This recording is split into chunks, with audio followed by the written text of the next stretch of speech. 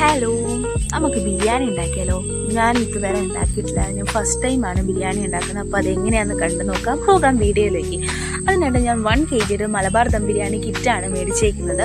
അപ്പോൾ അതിനകത്ത് ഒരു കിലോയുടെ റൈസ് ഉണ്ട്. സോ ഞാൻ ആ റൈസിനെ നന്നായിട്ട് കഴുകിയിട്ട് ഒരു ½ an hour സോക്ക് ചെയ്ത് വെക്കണം.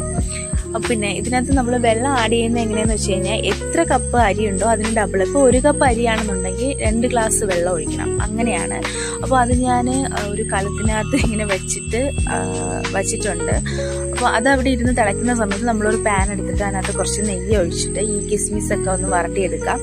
എന്നിട്ട് ഈ പട്ട, ഗ്രാമ്പു, കറുവാപ്പ് അങ്ങനത്തെ സംഭവങ്ങളെല്ലാം കൂടെ ഇതുപോലെ ജസ്റ്റ് ഒന്ന് ചൂടാക്കി എടുക്കുക. നോർമലി എല്ലാവരും ചെയ്യുന്നതെന്ന് വെച്ച് കഴിഞ്ഞാൽ ഈ അരി ഇടുന്ന വെള്ളത്തിൽ കൂടെ തന്നെയാണ് ഇടുന്നത്. ഞാനൊരു വെറൈറ്റി ഇങ്ങനെ ചെയ്ത് നോക്കിയാണ്. എന്നിട്ട് സവാളയും നമ്മൾ കുനുകുന അരിഞ്ഞ സവാള ഉണ്ടല്ലോ അതും കൂടെ ആയിട്ട് നന്നായിട്ടൊന്ന് ഒരു കരിഞ്ഞ രീതിയിൽ വരണം, അങ്ങനെ ആക്കുക. പിന്നെ വെജിറ്റബിൾസ്, ക്യാരറ്റ്, ബീൻസ് അങ്ങനെയൊക്കെ ഉണ്ടെങ്കിൽ അതും കൂടെ ഒന്ന് വരട്ടിയെടുത്ത് വെക്കുക.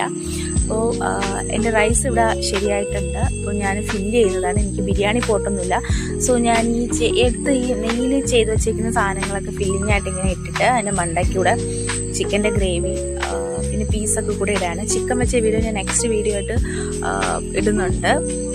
സോ ഫില്ലിംഗ് ആണ് നടക്കുന്നത്. പിന്നെ ഇതിൽ മെയിനായിട്ടൊരു കാര്യം ഞാൻ പറയാൻ വിട്ടു, ഉപ്പിടണം നിങ്ങൾ കേട്ടോ. അത്യാവശ്യം ഒരു ഇച്ചിരി രീതിയിൽ ഉപ്പിടണം. കാരണം ഉപ്പ് കാണത്തില്ല. ഞാനൊരു അത്യാവശ്യം ഇട്ടതായിരുന്നു, പക്ഷേ എൻ്റെ റൈസിന് ഉപ്പില്ലായിരുന്നു. പിന്നീട് നമുക്കൊന്നും ചെയ്യാൻ പറ്റില്ല, ഉപ്പിട്ട് കഴിക്കേണ്ടി വരും. ഇപ്പോൾ ഫില്ലിങ് ഓരോ ലെയറായിട്ട് ഇതുപോലെ നമ്മൾ എങ്ങനെയാണോ ചെയ്തത് അതുപോലെ ലെയർ ചെയ്യുക. പിന്നെ ബിരിയാണി എസൻസ് ഒക്കെ ഉണ്ടെങ്കിൽ അതൊക്കെ ഒഴിച്ച് കഴിഞ്ഞാൽ നല്ലൊരു മണം കിട്ടും. എനിക്കില്ലായിരുന്നു, തട്ടിക്കൂട്ട് ബിരിയാണിയാണ്.